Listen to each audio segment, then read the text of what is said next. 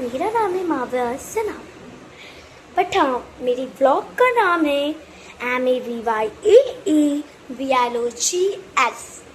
तो मैं आपको ये बताना चाह रही हूँ कि आज मैं ऐसे सोची क्यों ना अपने गाइस को कुछ एक चीज़ दिखाया जाए। मेरे पास कितने सारे कलर्स हैं, तो मैं सोचा चलो आज दिखाते सारा कलर्स।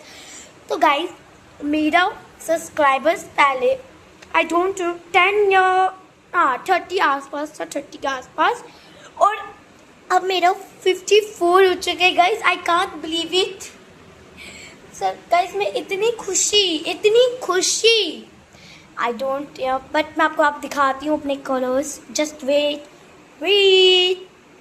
और ये देखो गाइस,